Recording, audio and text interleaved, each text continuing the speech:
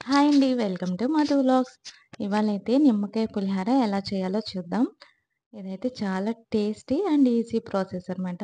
మా అత్తయ్య దగ్గరైతే ఈ పులిహార నిమ్మకాయ పులిహార అయితే నేర్చుకున్నాను. సో, మనకొక 10 మినిట్స్‌లోనే ఈజీగా ఈ నిమ్మకాయ పులిహారనైతే చేసేసుకోవచ్చు. ఎలా చేయాలో మనం ప్రాసెస్‌లోకైతే వెళ్ళిపోదాం. దీనికి కావాల్సినవి ఏవండి 2 నిమ్మకాయలు, పచ్చిమిరపకాయలు, ఎండుమిరపకాయలు, తాలింపు గింజలు, వేరుశనగ గింజలు అండ్ కరివేపాకు.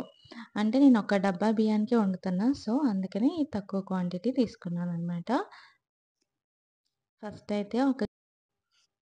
ఇప్పుడైతే ఒక కడాయిలో 2, 3 గరిటెల నూనెని తీసుకోవాలి. పచ్చిమిరపకాయలనైతే ఇలా ఫస్ట్ అయితే వేయించుకోవాలి. సగం సగం కోసుకొని వేయించుకోలేదండి. లేకపోతే టపటపా అని నూనె మన మీద పడుతుంది.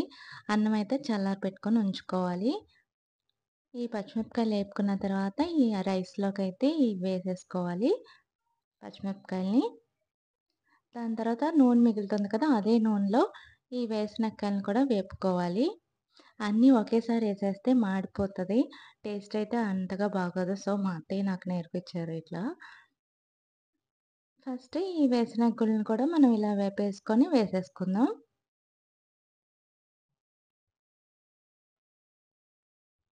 ఇప్పుడైతే తాలింపు గింజలు వేసేసుకుందాం.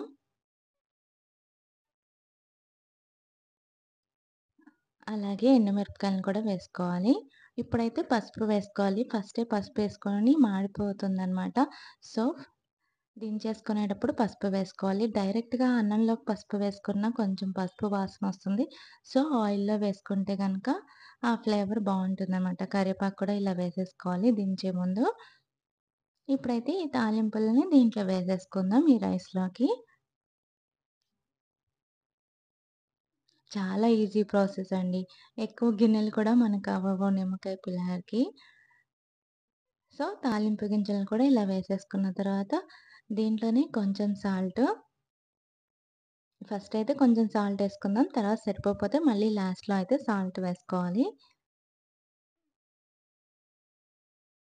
ఈ రైస్ అయితే ఆరబెట్టుకున్నాకే పులిహోర చేసుకోవాలి.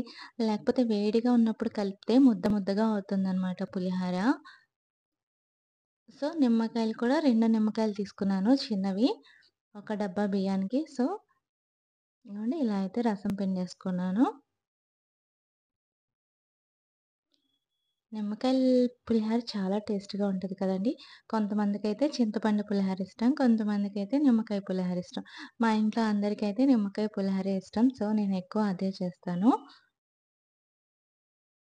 ఇలా కలిపేసుకోవాలి మొత్తం.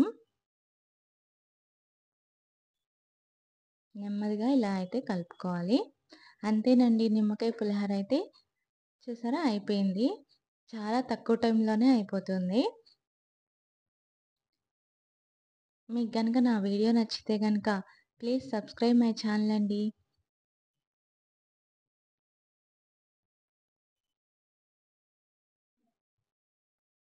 చూసారా ఇలా అడుగు నుంచయితే కలుపుకోవాలి. ఇంక మనకైతే నిమ్మకాయ పులిహోర రెడీ అయిపోయింది.